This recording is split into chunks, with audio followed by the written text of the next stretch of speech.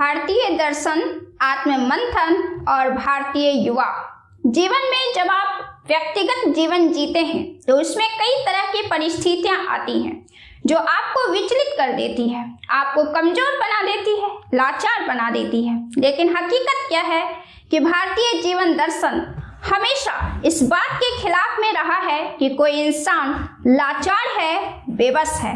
भारत और विदेश में हर व्यक्ति, मानव जाति किसी न किसी इष्ट को मानते हैं। वे उन्हें पूजते हैं, उन्हें आदर्श मानते हैं। यह केवल याचना के लिए नहीं है बल्कि खुद के व्यक्तित्व को अपने इष्ट के आदर्श के मुताबिक ढालने की प्रक्रिया पर जोर दी गई है। जब तक आप व्यक्तिगत जीवन पर ही फोकस किए होते हैं आप खुद में कमजोर महसूस करते हैं, लेकिन जो ही आप एक बड़े मिशन के साथ जुड़ते हैं आप खुद के अंदर वह आत्मविश्वास महसूस करते हैं जो आपके आसपास या फिर आपके पहले के छवि के आत्मविश्वास से कई गुना अलग होता है।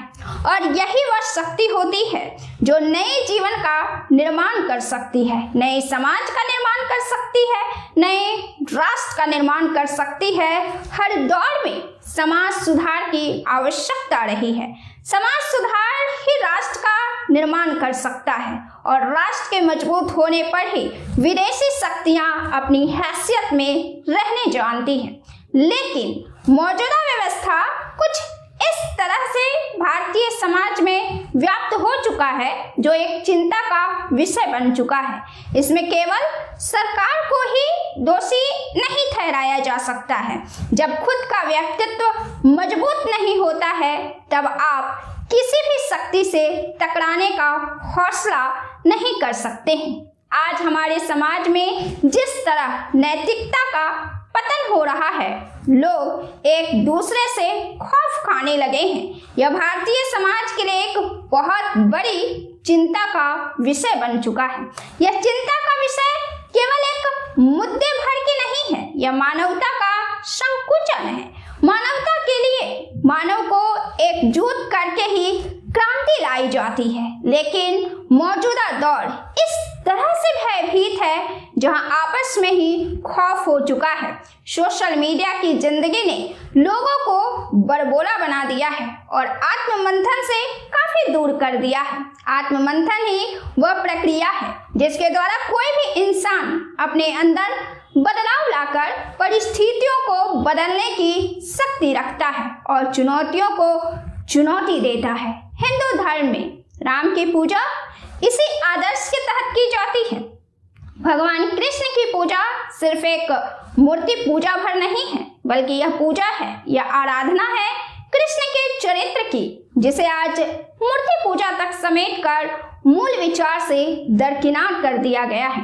भारत एक उपनिवेश था, यह विदेश का गुलाम था। सैकड़ों महापुरुषों ने भारत की नई कहानी अपने संघर्ष और हठयोग से तैयार की है। उन्होंने अपने जीवन को समाज और देश के प्रति समर्पित किया। उन्होंने अपने कलम से भारत की जनता को संगठित किया था, अपने कलम की धार से भारत की एकता का निर्माण किया। वरना आज अगर कल्पना करके देखिए कि भारत अगर उपनिवेश होता तो क्या होता, कैसे होती आपकी जीवन की दशा और दिशा। आज फिर से आवश्यकता है उसी क्रांति की जो मौजूदा दौर में युवाओं को एक राह दिखाए, क्योंकि युवा ही भविष्य होते हैं देश का। कॉर्पोरेट पार्टी तो बनी, आंदोलन तो हुआ, लेकिन इस आंदोलन ने वह रंग नहीं पकड़ा, वह प्रभाव नहीं छोड़ा जो बिहार का छात्र आंदोलन जेपी के नेतृत्व में पकड़ा था, जिसकी ठनक आज भी बिहार के हर गली में गूंजती है, जिसने देश की राजनीति को बदल कर रख दिया था। जिस आंदोलन में तख्ता पलट करने की शक्ति नहीं, वह भीड़ है, आंदोलन नहीं। आज युवा खुले मंच से कॉमेडी के नाम पर जिस तरह की बात करते हैं वह कभी भारतीय संस्कृति का हिस्सा नहीं रहा है। शर्म की बात है जब वहां सैकड़ों युवा जिस वार्तालाप में शामिल होते हैं वह बालिग युवाओं की मिलने वाली आजादी पर एक कलंक जैसा है। भारतीय संस्कृति में युवा शब्द सुनहरे अक्षर में दर्ज है, लेकिन आज युवाओं की घटना इस तरह के सामने आती है कि एक बार मन में सवाल उठता है कि क्या यह भारतवर्ष है? क्या यही है भारतीय संस्कृति? मानव एक संसाधन होता है, लेकिन दुर्भाग्य है कि ना तो सरकार मानव संसाधन का उचित समायोजन कर पा रही है और ना ही युवा एकजुट होकर कोई क्रांति कर पा रहे हैं। युवा के खून में क्रांति शब्द ना हो तो युवा होने पर फिर आपको सोचना चाहिए, लेकिन दुर्भाग्य कि आज का युवा सोशल मीडिया पर सिर्फ और सिर्फ भीड़ बनकर रह गया है, इसलिए कि उन्होंने आत्ममंथन छोड़ दिया है।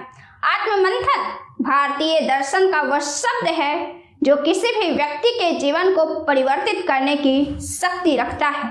आत्ममंथन शायद हर किसी के जहन से निकल चुका है और हर कोई एक भीड़ की तरफ दौड़ रहा है, जहां सिर्फ और सिर्फ चमक दमक है, नींव नहीं, मूल्य नहीं, आदर्श नहीं। आज वह भारत नहीं है जब भारत में महापुरुषों का युग हुआ करता था, और जब देश में महापुरुषों की कमी आएगी, नैतिकता का पतन होगा और समाज के अंदर ही एक अविश्वास पैदा होगा जो लंबे समय तक बरकरार रहने पर राष्ट्र के लिए घातक साबित होगा। इस मुद्दे पर आप क्या राय रखते हैं? अपना जवाब कमेंट बॉक्स में जरूर दें। चैनल को सब्सक्राइब करें और वीडियो को अधिक से अधिक शेयर करें, क्योंकि यह महज वीडियो नहीं, एक मिशन है। नमस्कार।